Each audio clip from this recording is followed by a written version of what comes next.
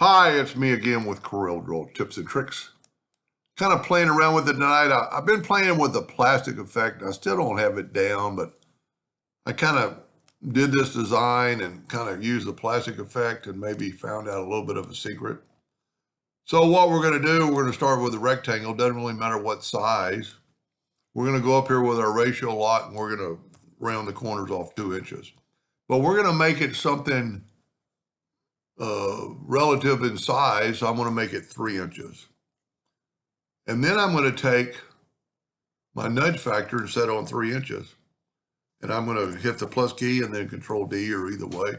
Now this is 9 inches, so I'm going to make one more copy and I'm going to rotate it 90 degrees and I'm going to make it 9 inches with my ratio unlocked. So it'll still be 3 inches. Now I'm going to hit P and put that in the center of the page. I'm going to group these together and hit P, put it in the center of the page. Then we're going to take our virtual segment delete key and just delete that line, and that line. So we kind of got this shape. I'm going to hit it with the Smart Fill tool.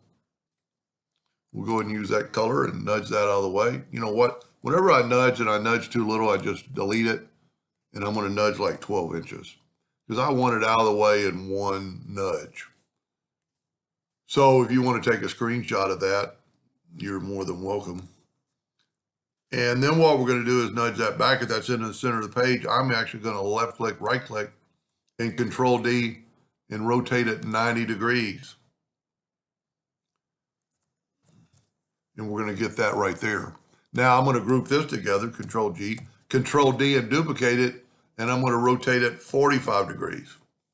This is the only line I have to cut right here. So I'm going to take my virtual segment delete key and delete that, cut that line right. You know what? I'm going to cut that one too. So I've got this shape.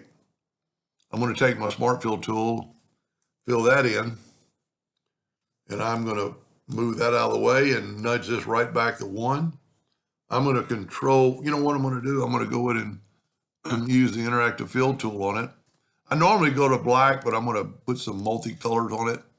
I'm going to put red in this corner and then put a yellow in the middle and kind of get that right there.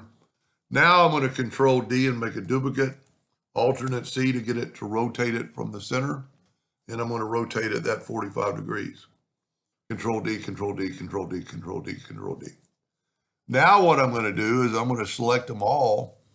And I've got to go to bitmap and convert it to a bitmap for this to work, because the plastic effect is under bitmap effect. So I'm going to go to effects, texture, and plastic.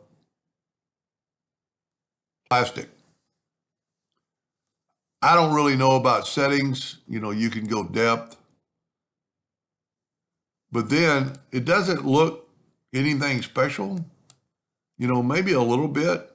Well, it looks pretty good, because I've actually found out now if we group this together and actually make it smaller, the effects becomes more vibrant. So you can kind of play around with that, figure out which way you got to do it better. It does make these, you know, the plastic effect does that. And it actually came out pretty good this time. I've never had much luck. I've watched a lot of people do videos and theirs always come out a lot better. I mean, if you look, it looks like it's molded plastic. Anyway, I hope that helped a little bit. Thank you for watching.